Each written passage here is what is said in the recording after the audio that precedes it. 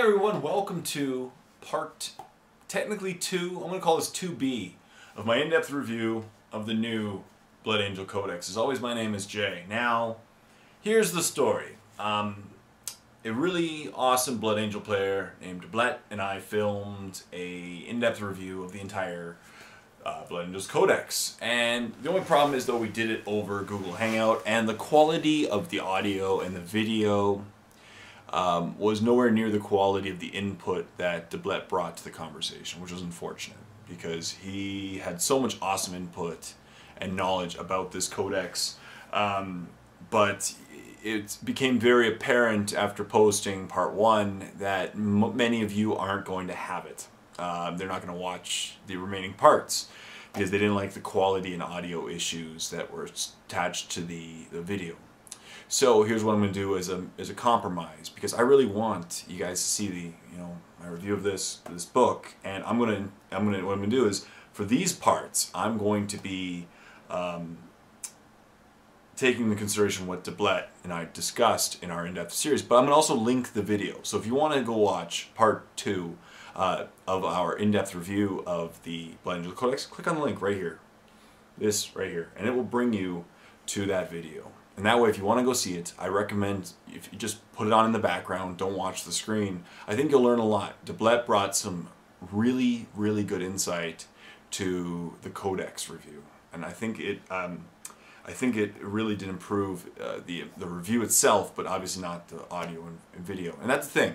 Obviously, as a video maker, you try new things every now and then, and this is one of the things that you have to try, and I wanted to try, and obviously I did my best job that I could, and it didn't work out entirely. So my sincerest apologies, Mr. Blett, but I will definitely be posting all the videos, and as I said, each video that I produce from now on will link to the two-person review that we did. So if you want, as I said, go check it out here. Right here is the two-person review button. Go check it out. I think, as you'll see, Blett brought some great insight into this review. So this is going to be part 2. And this is going to cover the HQs. Now, my first impressions of the Codex, which was part 1, I'm not going to refilm. I'm just going to leave it as it is, and because many of you have already seen it. But just to sum it up, basically, this codex got very streamlined in the sense that it is now very, very similar to another Space Marine codex. The Blood Angels did lose a lot of what made them special, and there was a huge amount of reorganization in the Force Organization chart for this codex. 2 HQs got moved to Lords of War. Several, like 5 elites got moved to HQs. So, what was it, 3 troops got moved to elites, 1 troop got moved to fast attack, 2 fast attacks got moved to heavy, and so forth. It's just, it's a really big moving around, and one heavy got moved to elite, I believe, the dreadnought. So, huge reorganization.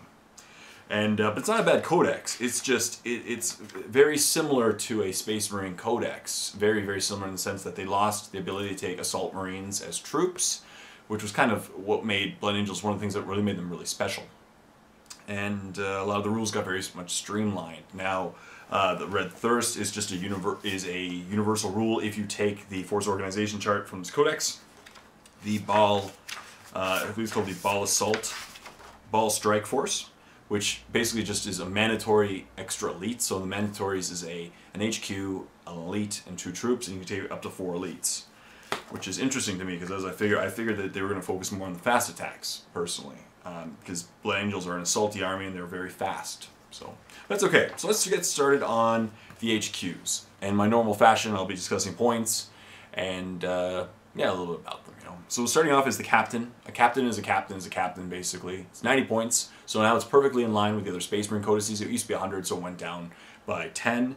And also the upgrade to Terminator armor is cheaper now. It's 120, it used to be 140, so a bit of a drop in price, which is typically concurrent with the other codices of 7th edition. Typically they receive slight points drops in their HQs. And he's the same old captain, weapon skill 6, ballistic skill 5, strength toughness 4, 3 wounds, initiative 5, 3 attacks, leadership 10, 3 up save. The only difference between him and a normal captain is he has Furious Charge, because Furious Charge is now a special rule amongst the entire codex, basically. Everyone has Furious Charge, and he has access to the relics and the special issue warrior. So he can, you know, give him a cool jump pack if you want. You can give him a cool plasma gun if you want. So as I mentioned, so this is a captain. He's pretty much standard. He's a great cheap HQ slot if you don't want a special HQ. But what I feel is that HQs this is actually one of the sections that this codex really does kind of shine in the sense that it becomes very it's very personal. It's a very special codex when it comes to HQs. You know, it has a lot to choose from, and this is where the most interesting things are in. Most of the other sections are very close to a normal Space Marines codex. So you may not want to take a captain, you may want to take one of the cool special characters in this codex. Up to you. Up next we have a Librarian. A Librarian is completely points costed to the other Librarians. 65 points. It went down huge. It used to be 100 points, now it's down to 65. 35 point drop. You can upgrade to a level 2 for 25 points. He's base in power armor. You can upgrade to a Terminator armor if you want for 25 points. And he has access to Sanguinary, Biomancy, Demonology, Divination, and Pyromancy. I think Sanguinary would be kind of cool with this guy, especially some good synergy with the other models. But Biomancy is pretty sweet too. You can get him feel no pain. You know, Iron Arm would be kind of fun if you want to go for it. But the thing is, what is really good is Sanguinary. If you take Sanguinary and all 3 Sanguinary, you automatically get the Quickening, and the Quickening is really sweet. Plus D3 initiative and attacks, so it's pretty handy psychic power, if you don't mind me asking. Don't mind me saying, actually. And yeah, so basically he's good. I think a Librarian is going to be required, at least this Librarian or the other type of Librarian, which I'll mention in a few minutes, is going to be required in competitive lists because the psychic phase is huge these days, and you need some anti-psychic power as well as some psychic power, and that means a Librarian or Mephiston, because they are the psychics of the Blood Angels. Up next we have the 2 Tychos. We have Captain Tycho and Tycho the Lost. Both received point drops. One's, I guess, post-death, pre-death. And Captain Tycho is 130 points, and Tycho the Lost is 145 points. They did slightly decrease their stats. They used to be weapon skill 7, but now they're weapon skill 6, ballistic skill 5, strength toughness 4, 3 wounds, initiative 5, 3 attacks. For the Captain Tycho, 4 attacks for Tycho the Lost, so he gets an extra attack. Both leadership 10 to a save. They have the same Relic of Ball, which is a combi weapon. It's either, you know, rapid fire. It's a rapid fire mastercrafted from 24 inches, or 18-inch range, strength 8, AP 1, assault 1, melta, mastercrafted 1 use only. Right? It's a combi melta. And they have the Red Rampage as their warlord trait. They shall know fear, furious charge, hatred of orcs, makes sense, and an independent character, which is great, so you can attach them to squads. Now the big difference between Captain Tycho and Tycho the Lost is that Tycho the Lost is a member of the Death Company. So the Death Company, so he can attach himself, you cannot include Tycho the Lost in an army that includes Captain Tycho, so you can't have both Captain Tychos. And Tycho the Lost can only join a Death Company squad. Makes sense? He's Death Company. And for an extra 15 points, you get an extra attack, which is great. You get Fearless. So Tycho has Innate No Fear. Tycho the Lost has Fearless and Feel No Pain. So, and he has Rage. I don't think, yes, and he also has Rage. So extra few attacks on the charge, which is pretty sweet. Feel No Pain, really nice. And he's just awesome. So if you are going to be taking some Death Company, I think Tycho the Lost is going to be a really good inclusion, because he's pretty hardcore. You know, he'll do some wounds, and he's a pretty cool guy. So I like him. I like Tycho the Lost over Tycho personally, if you have the option of taking Tycho the Lost, because for 15 points you get Feel No Pain, which is great. He has Eternal Warrior. Does he? No, doesn't have Eternal Warrior, so it's the other guy. Neither of them have Eternal Warrior. But they both have an Iron Halo. They both have, so a 4-up invul, which is slightly nerfed. I think he needs to have a 3-up invul. And if you get Feel No Pain, extra few attacks. So it's a great 15-point investment. Up next, we have 2 of my favorite HQs in this codex. The Librarian Dreadnought is the first one. 150 points. Good point, you know, it's a pretty fair points. I think it was about 150 in the previous one. And Librarian Dreadnought used to be 175, I'm pretty sure. Something like that. So it got dropped in price. This is one of the elites that got moved from the elite section to the HQ section. And I like him. And he now has a Furioso Force Halberd, which is changed slightly. So it's now I'm pretty sure it's a strength 10 force weapon. Furioso Halberd, strength times 2, AP 2, melee force. So it's a strength 10 AP 2 force weapon. Because strength times 2 is 10. That's pretty nasty. He will rip apart a lot of things. And I think him in a drop pod is going to be a great solution for a lot of armies. He's a Psyker, which is great. You can upgrade him to Psychic Mastery level 2 for 25 points. I think that's a very wise investment to give him 2 powers. You can give him Heavy Flamer for 10 points, a Meltagun for 10. He can select a drop pod, which I think is the best option for him as a drop pod. And if your Warlord is Librarian Dreadnought, you must roll on your Warlord traits table in the book. You can never roll on a different Warlord traits table. Pretty fair. His special rules: Furious Charge, Psychic Pilot, Mastery level 1, because he's a vehicle. He also has a Power Fist with a built-in Stormbolter, Psychic Hood, Searchlights, Smoke Launchers. So he's going to go and rip apart a lot of things to shreds. He has 2 attacks, but he'll get an extra 1 for having 2 close combat weapons, and he's going to be fun. So he's going to be a fun guy. Weapon skill 5, ballistic skill 4, strength 10 essentially. Front armor 13, side 12, rear 10, initiative 4, 3 hull points. So I think he's a solid HQ's choice. Him in a drop pod might be the way to go. And here's my favorite HQ from the previous Codex. He got nerfed in a lot of ways, but there's some ways to negate it back. Yeah, there's some ways to bring it back, Mephiston, Lord of Death. Now, he got a huge point drop. He went from 250 points down to 175, so 75-point drop. That's huge. That's a big point drop. And the thing is, though, his stat line got hit pretty hard. He lost a weapon skill. He lost a strength. He lost a toughness. He lost, I think, 1 or 2 initiative. His initiative 5. He's down to 4 attacks. And, yeah, so his stat line got hit hard. And he lost his jump pack. He used to have a psychic power that kind of made him have a jump pack. He lost that, too. So that hurts. But he did get improved in a huge way in the sense that he's now an independent character. And that is huge, because it was really hard keeping Mephiston alive if you were running up against a shooty army in the previous edition, because you just had to run him behind vehicles and keep him by himself, and you couldn't protect him, and he died. Certain armies would pick on him pretty easily, and he died. And now you can attach him to a squad, put him in a drop pod or a rhino, attach him to a squad of assault terminators, and have some fun. And plus, there's ways to bring back his skills, like he's a psychic, for example. He is mastery level, he's a psychic mastery level 3. He's the best psychic, essentially, they have access to.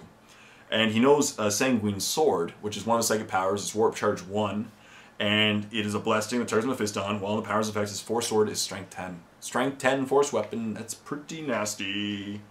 Yes. His Warlord trait is Soul Warden. He has Artificer Armor, Plasma Pistol, Force Sword, Frag Grenades, Crack Grenades, Psychic Hood, They Shall Know No Fear, Fleet, Furious Charge, and Independent Character. So that's pretty sweet stuff. And he also has Transfixing Gaze, which Transfixing Gaze is just as good as it was always. It's kind of got changed slightly, but the old way, the opponent had to roll leadership test, which was most of the time they'd pass. And then if they failed, he got to re-roll his attacks to hit.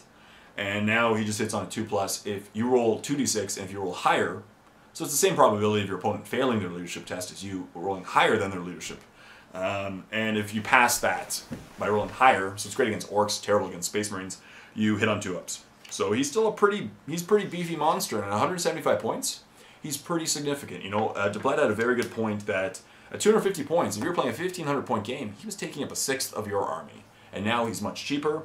And there's, as I said, you can combine him with other guys that improve the weapon skill of your squads, and a bunch of other things, maybe give it another attack, and that way you can buff him back up to his old self using the things. And hopefully, because if he takes all of his powers on the Primaris, on the Blade Angel's psychic power, he gets the Quickening, which gives him D3 initiative and attacks, and he gets to know it automatically because it's the Primaris power. So that alone, with a warp charge, it's only 1 warp charge power, he can do Sanguine Sword, the Quickening, and maybe one other one every turn, and get himself up to super buffy, crazy killer mode, jump into your opponent and rip them to shreds. So, Mephiston, Lord of Death, I still like him a lot.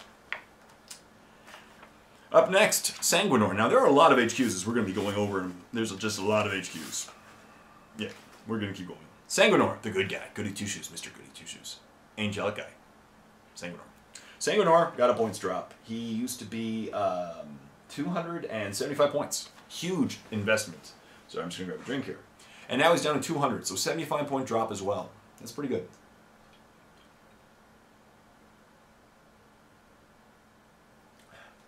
Sorry. He's weapon skill 8, ballistic skill 5, strength 5, toughness 4, 3 wounds, initiative 6, 4 up, 4 attacks, leadership 10, 2 up save, jump infantry, artificer armor.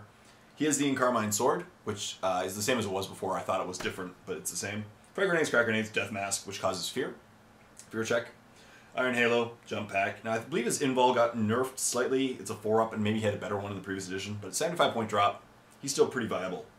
And his warlord trait is heroic bearing. He has the aura of fervor. All friendly models with the Blood Angels faction or with 6 inches add 1 to their attacks. That's what I'm saying. So if you take him and you attach him to Mephiston and attach him to a squad of guys, holy moly, that's a lot of attacks, right? So Sanguinor is a solid HQ choice for 200 points.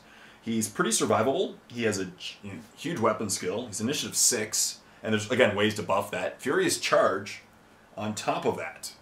So he gets +1 strength, so he's going to be strength 6 on the charge. And he's also the Avenging Angel. The Sanguinor rerolls fail to hit and to wound rules during challenges. Deniment challenge. He'll rip anything to shreds. Sanguinor. Ripping stuff to shreds in 2014. Sanguinor. So, very good stuff. Very good stuff there. Up next we have the yin to the yang. The yang? Yin yang? Yin and yang. So yin to the yang of Sanguinor. Astorath, Redeemer of the Lost. He used to be the Grim, but he got promoted now to Redeemer of the Lost. Good promotion. He's 165. Point drop. He used to be 220, so he's lost 55 points. He's lost some weight. That's good. Weapon skill 6, ballistic skill 5, strength toughness 4, 3 wounds, initiative 5, 3 attacks, leadership 10, 2 up save. He's basically the same, badass he always was, except he lost his strength. His weapon used to be strength +2, now it's strength +1, AP 2, melee, killing strike, two-handed and wieldy. Killing strike meaning any to hit roll, any to wound roll of 6, the target is wounded automatically. And regardless of the target's toughness, and the wound has instant death special rules. So if he's going up against, because he's only strength 5, there's nothing really toughness 8, nothing higher than toughness 8 that he's going to face.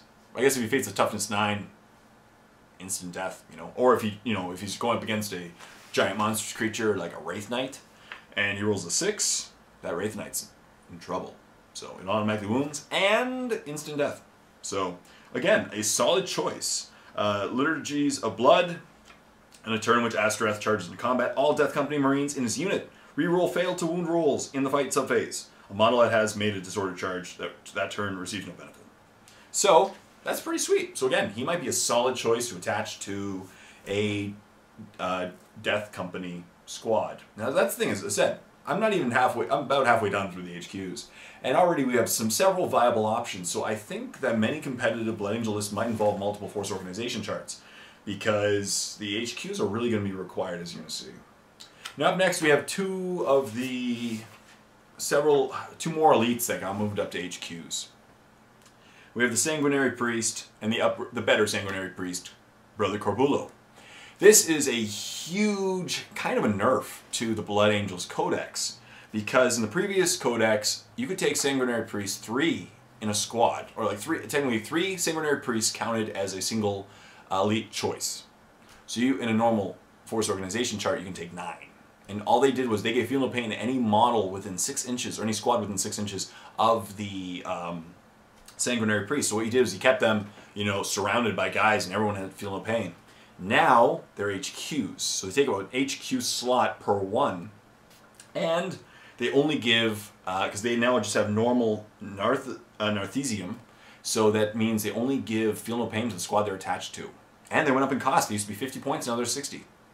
So GW apparently does not want to sell that many more Sanguinary Priest models, because they're good, cheap HQ. They're good if you want as a cheap HQ to take multiple force organization charts, but compared to the other HQs, they just don't offer the same bang for their buck as they used to. And that's basically it. And they have a Blood Chalice, which gives, I believe, +1 weapon skill. Blood Chalice, yes. All models in the Blood Angels faction in a unit, that includes at least one model with the Blood Chalice, +1 their weapon skill. So once again, you can put a, see, one of the combinations I think would be really nasty is maybe attaching him to Mephiston in a squad, in a drop pod. And then you got Mephiston with Feel No Pain, pretty awesome. Plus another weapon skill because of the Blood Chalice. And, or, you know, you can just have these fun little synergies and you drive people insane. So that's good. He's weapon skill 5, ballistic skill 4, strength toughness 4, 2 wounds, 4 initiative, attacks 2, leadership 10, 3 up save. And he can take a bolt pistol for a point. That's kind of cool. So if you want to give him a point, you know, 1 point upgrade to a bolt pistol. Which is going to be kind of fun, because when building lists, it might be annoying to give bolt pistols and you lose a point and then you don't hit a round number anymore. That's okay. And next is Brother Corbulo, which also, once again, he was almost an auto-include in the previous Codex. But no longer. He used to be an upgrade in the Elite slot, but now he's an HQ. And he has Heaven's Teeth, a strength +1 melee rending weapon. And he has the Red Grail, which all friendly units in the Blood Angels faction within 6 inches of Corbulo, including Corbulo himself, add 1 to their weapon skill and initiative. So that's pretty sweet. Once again, Corbulo with some synergy. I think he could be really handy. But he's 120 points, so he went up in cost as well. I gotta sneeze. Sorry. And the bonus to the weapon skill is not cumulative with the bonus granted by Blood Chalice. Right? You can't just keep stacking them. That's still pretty sweet. So he has a definitely synergistic role in the battlefield. He has Power Armor, Bolt Pistol, Fragor Grenades, Crack Grenades, and Arthesium. He has Speed of the Primarch, this is his Warlord trait. Special rules, and they shall know no fear, Furious Charge, Independent Character. And once per game. Now he has a fun little option. Now these are little tactical bonuses that you could use. It's called Far-Seeing Eye. Once per game, as long as Corbulo has not been removed as a casualty, this ability may be used to do one of the following. You can re-roll the dice to seize the initiative. Not bad. Reroll the dice to see if a unit arrives from reserve. Not bad. Reroll a single dice used to hit or to wound roll, or a single dice used in saving throw. Keep them alive. Or reroll a single scatter dice. So again, just a little bonus, tactical bonus that you can use once per game to help keep your guys alive and in charge. It's all good. Up next, we have a Techmarine, who apparently has lost Master of the Forge. No Master of the Forge, and he takes up a force organization chart in the HQ section. He's 50 points, which puts him perfectly in line with the other Space Marine codices, basically. He has Artificer Armor, Bolt Pistol, Bolt Gun, Fragor Grenades, Crack Grenades, Servo Arm, and his War Gear is a Servo Arm. His additional no fear, Furious Charge, Independent Character. And he basically has the same rules, minus Master of the Forge. That's basically it. He's a pretty standard guy. So, yeah, he's a Techmarine. I can see maybe taking maybe in a couple lists, again, as a tertiary HQ, if you want to bring multiple Force Orgs, or if you're going to run a very heavy vehicle list, a Techmarine might be for you. I don't know if they're going to get the most playing time, but, yeah. You know, they're interesting guys, and they can help, you know, if you're running a really big mechanized army, Techmarine might be the way to go. And finally, we have the Chaplains. Chaplains got pretty, again, not really, yeah, I'd say they got nerfed. They lost a lot of their special rules. And they have the Crozius Arcanum and the Rosarius, which, let me just go over here. Crozius Arcanum and the Crozius Arcanum, which is a Strength +2, AP4 melee concussive. So, you know, power maul, essentially. And they also have a Rosarius, which 4 up invul save. So, you know, they're survival. They're 90 points. And weapon skill 5, ballistic skill 4, strength toughness 4, 2 wounds, initiative 4, 2 up save, leadership 10, 3+ armor save. And they have power armor, bolt pistol, Crozius Arcanum, Fragor Grenades, Crack Grenades, Rosarius, Furious Charge, Independent Character, and Zealot. And Zealot's not bad. So if you attach them to a squad, you know, that basically what they used to do is they used to make Fearless anyway, and now they basically make them Fearless as well. So that's good. You know? And Zealot's not bad. It's a good thing to add to an army that doesn't have Fearless unless they're Death Company, you know. So it's not bad at all. So again, not a bad choice. But I don't think the I personally don't see a lot of Chaplains in the competitive list compared to the his brethren in the HQ slot. There's a lot of good ones. So that's it for the HQs. There were a lot of them. So just to summarize, Captain, a great cheap option if you want to take a generic HQ. A Librarian or a Librarian Dreadnought to me is a must in competitive lists if you're trying to get some psychicness and some anti-psychicness in the same list. Or Mephiston. Mephiston is still a heavy-hitting guy. He did get, a bit nerfed, but much cheaper. He's now an independent character, so you can attach him to a squad, and there's ways to bring him back up to his old self. He still has psychic power to give himself a Strength 10 AP2, Strength 10 Power Sword. Nothing wrong with that. Tycho and Captain Tycho and Tycho the Lost. I think Tycho the Lost is the way to go. Personally, if you're going to take Death Company, he might be an option. Librarian Dreadnought, once again, solid choice. Strength 10 AP2 Force Weapon, pretty scary. Mephiston, cool. Sanguinor is a great guy too. He adds some great synergy buffs to his squads and everything. And he's also just a nasty guy in close combat, especially in a challenge. Astorath, good guy once again. He can cause instant death to some of the heavy hitter monster creatures. And Sanguinary Priest and Brother Corbulo, again, I don't see that. I don't know. I'm going to have to think about this list, but they were not auto-include in the previous Codex when they were in the elite slot, as in the HQ slots. I don't know if they're going to be auto-includes. I don't think they will be at all, especially since they now have to be attached to a squad to give them feel no pain. Maybe one of them with another HQ might be a great synergy, and combined they'll kick butt. Brother Corbulo is a good option, but he's twice the points of a priest. But he's still, for 120 points, he's not bad. So, up to you if you want to take him there. Techmarine has a role in certain mechanized lists. I don't see him in a lot of lists, seeing as, they don't have any of the cool, nasty guns that the other Space Marines can take with them. And a Chaplain. So, yeah. So thank you very much once again for watching this part of my in-depth series on the new Blood Angels Codex. And as I mentioned before, if you want to see the video that I filmed originally with Deblet, please click on the link right here. The video quality and audio quality may not be there, but I feel that the input that Deblet brings to the video is great and invaluable. So I really hope you enjoyed this video. Please like the video, comment in the comment section down below what you thought, anything else you want to add to the conversation, if did I miss anything, and please go check out the video that I did with Deblet. So thank you very much for watching. Until next time, this is Jay saying, happy painting.